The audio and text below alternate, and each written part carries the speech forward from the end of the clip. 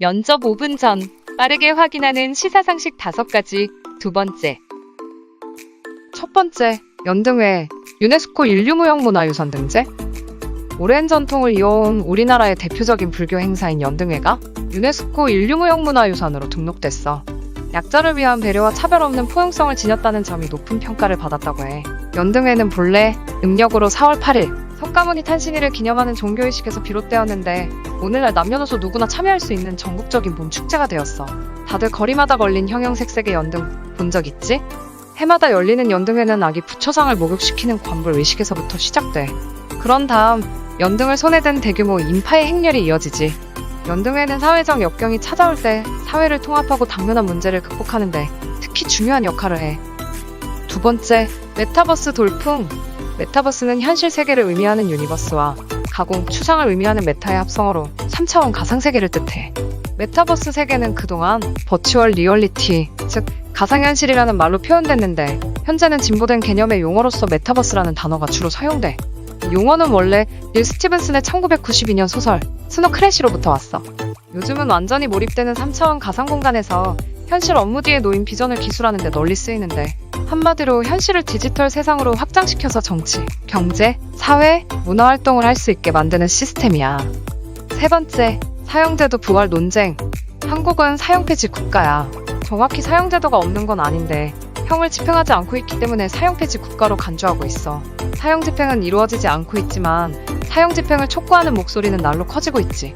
이는 최근 들어 범죄자에 대한 인권과 피해자에 대한 미흡한 보호가 맞물려서 인권 역전 현상에 대한 불만이 투영되었기 때문이야. 사형집행은 크게 또 다른 살인이다. 대법의 집행이다. 또는 피해자의 인권을 보상해야 한다. 대살인자에게도 인권이 있다. 라는 의견으로 나뉘어. 잉크들은 어떻게 생각해? 네 번째, 수술실 CCTV 설치법 통과.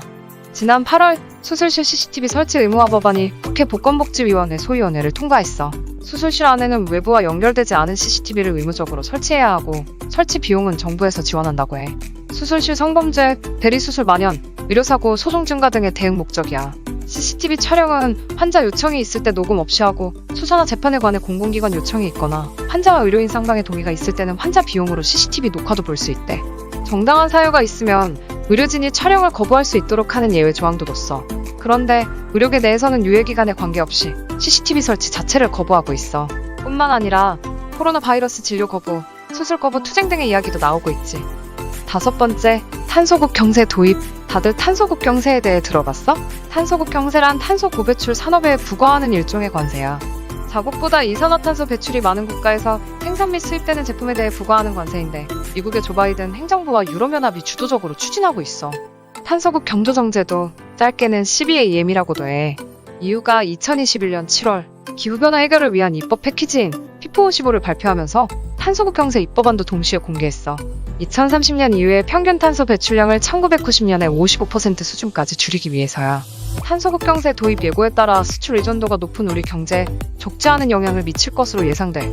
이에 정부는 우리 기업에 불합리한 규제를 도입하지 않도록 통상 규범의 기초에 대응해 나가는 한편 제도 시행으로 영향을 받는 업종을 대상으로는 세제, 금융 지원, 탄소 중립 연구개발 등 다각적인 지원 방안을 마련할 계획이라고 해. 자, 이번 주 시사상식 영상은 여기까지야. 도움이 됐어? 다음번엔 더 알찬 내용으로 돌아올게. 안녕!